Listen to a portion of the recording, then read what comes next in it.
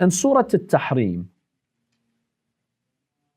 verse 66, Allah subhanahu wa ta'ala states, no, not verse 66, it's Surah 66. In Surah Tahrim, Allah subhanahu wa ta'ala states, Ya ayyuha alladhina amanu, qu anfusakum wa ahlikum naran waquduha an-nasu wal hijara.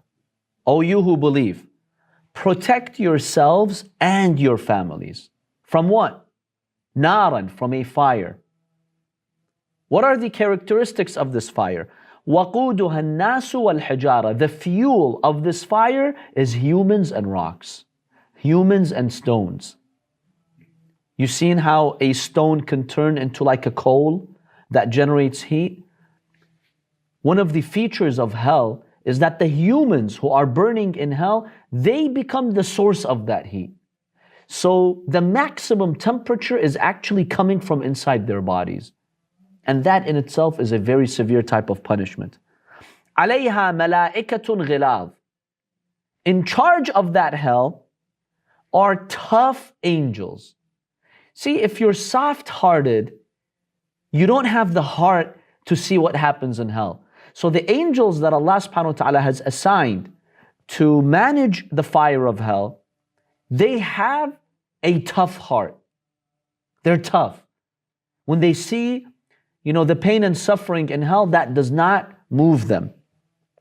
غِلَاظٌ شِدَادٌ لَا يَعْصُونَ اللَّهَ مَا أَمَرَهُم.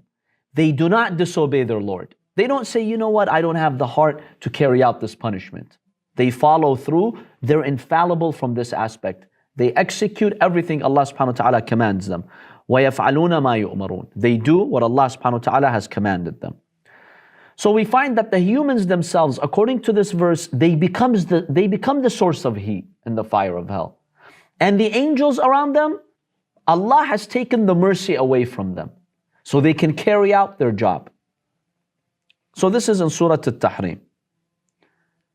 The next verse that we'll look at is Surah Muzzammil, verse 13. In describing the food of the people of hell, verse 13 states, وَطَعَامًا ذَا غُصَّةٍ. The food of the people of hell has a ghussa. Ghussa in Arabic basically means it has thorns on multiple sides, so that when they're trying to bite it, they cannot easily bite it. I mean, imagine right now trying to bite a thorn. Can you?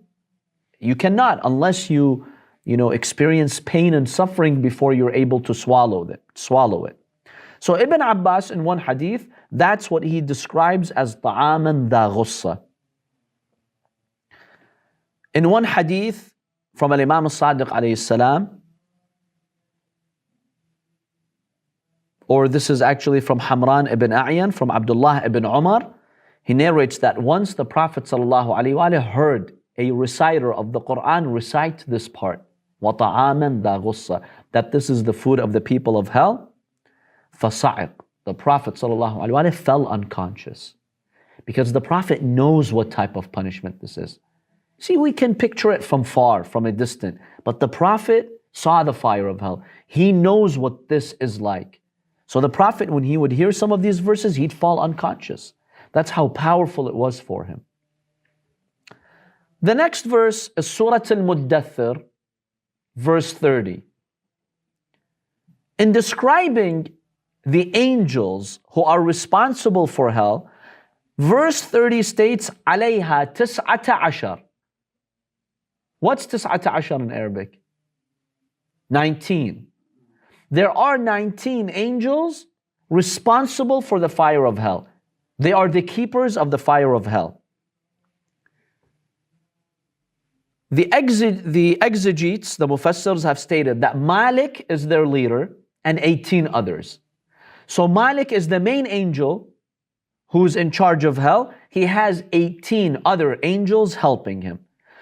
One hadith describes them as such. أَعْيُنُهُمْ كَالْبَرْقِ. Their eyes are like lightning. Al-Khatif, have you seen that flash of lightning? It's scary. وَأَنْيَابُهُمْ كَالصَّيَاصِ. They have these teeth that look like wild teeth. يخرج لهب النار من أفواههم. Flames of fire come out of their mouths. If you want to see the size of these angels, the hadith states the distance from one shoulder to the other shoulder is the distance of traveling 1 year. Can you imagine the size of these angels in hell? Their sheer size scares the people of hell. They are huge in terms of their size. تسع كف أحدهم مثل ربيعة ومضر. 1/9 of their hand is as big as an entire tribe. نزعت منهم الرحمة. Allah has taken any rahmah from them. Why? So they can do their job. One of them has the power to carry 70,000 people from the fire of hell and throw them in some other part of hell. So when we're talking about these 19, imagine what their descriptions are. Imagine their size. And that is from the punishment of hell. Any questions about this verse? Yes. So if you're in hell, are you in constant pain all the time? Yes, those who are in hell, they are in constant pain. If you remember from our class last week, the Quran states, لا يخفف عنهم العذاب. The punishment is not decreased for them. It's one strong level of punishment that's just consistent throughout. Now, do they walk around or they just... Well, sometimes they are taken to certain places, but now, as we shall see in this last verse, they are locked up and chained. Like there are heavy chains around their hands, faces, and necks. So they're basically stuck in a tight place. But once they take them, they stay there forever? There are some who stay forever, as we have said before, those very evil ones who even in hell, they don't want to repent. And then many people, no, they spend some time and then Allah forgives them later. So not everybody who goes to hell, they'll stay in hell forever. There are many whom Allah subhanahu wa ta'ala will actually forgive. I knew that, but I was just saying, like, guys, sometimes they take them place to place and help. So like Yeah, sometimes the angels, they take them to certain places to feed them from that poisonous food of hell. Yes, they take them from place to place. But it's not by their own free will. It's not like you could go roam around. The angels escort you and then they escort you back into that dungeon that the person is basically tortured in. last question. Christianity uses levels of hell. Does Islam believe that as well, or just one hell? Yeah, we mentioned that hell has 7 levels or 7 gates. This is mentioned in our hadith.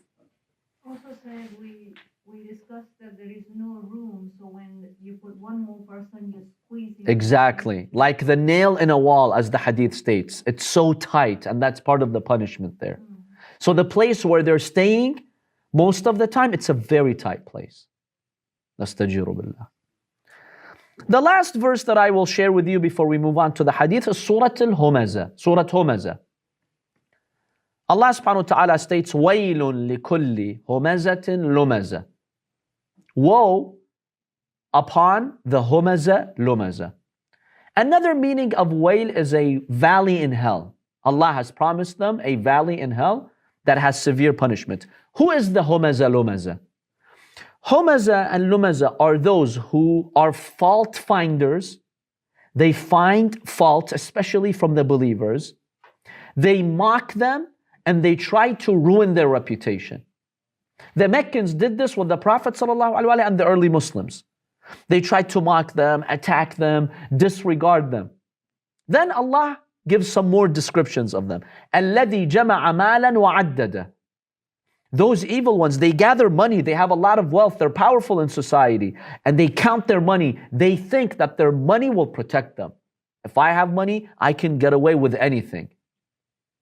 يَحْسَبُ أَنَّ مَالَهُ أَخْلَدَ. He thinks his wealth is going to protect him for eternity.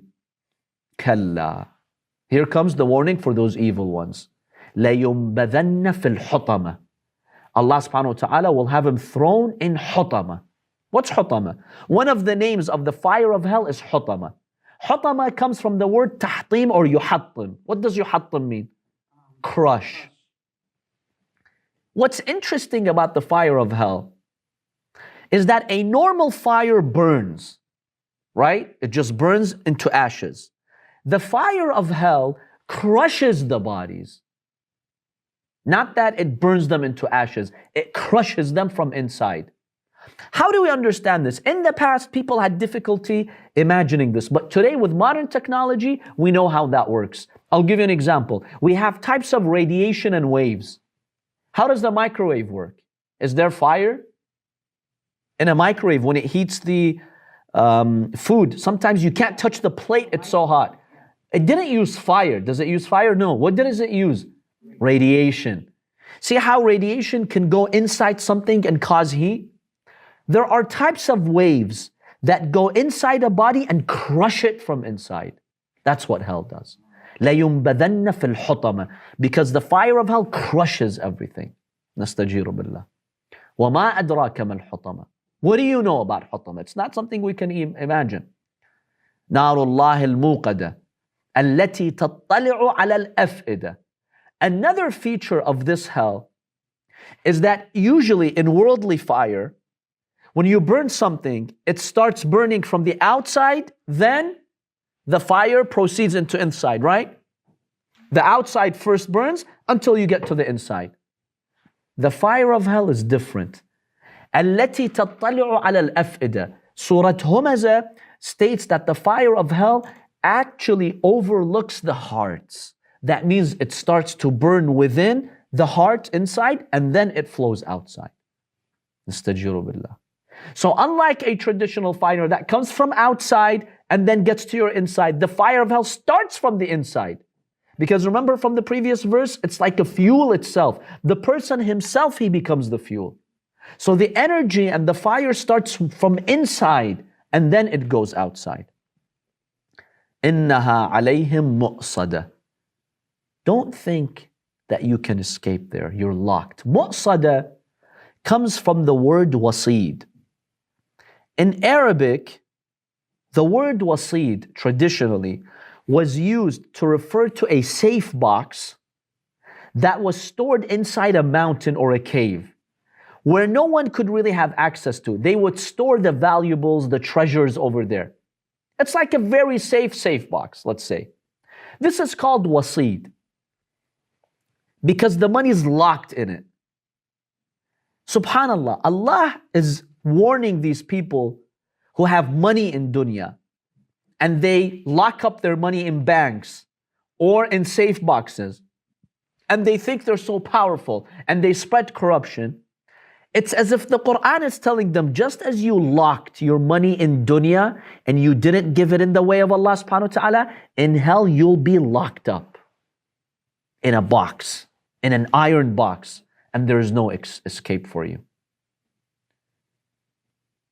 إِنَّهَا عَلَيْهِمْ مُؤْصَدَةٌ فِي عَمَدٍ مُمَدَّدَةٍ.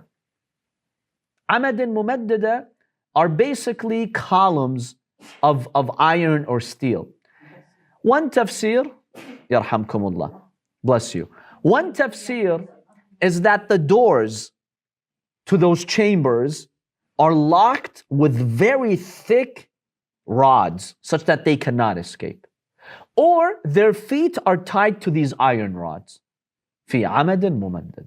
نستجير بالله. So this is one of those chapters that really warns the fault finders. Those who are trying to destroy the reputation of other people. They don't, remember, this is all about those who don't repent. And they don't die with faith. They mock faith. You tell them, repent, no, I don't care. They keep mocking others. They mock the believers. If they die on that evil path, Allah still can forgive them, but they do deserve this type of punishment. And that's how the Holy Quran describes it. Yes. There are some surgeries like for the kidney stones and that they put a probe and then they just... Exactly, like with a laser, you crush the stone, you shatter it. Yes, see, we have that with modern technology. So this fire of hell does have these dimensions where from the outside, it causes the inside to be shattered. And just imagine the pain for that. Nastajiru billah. May Allah protect us from that.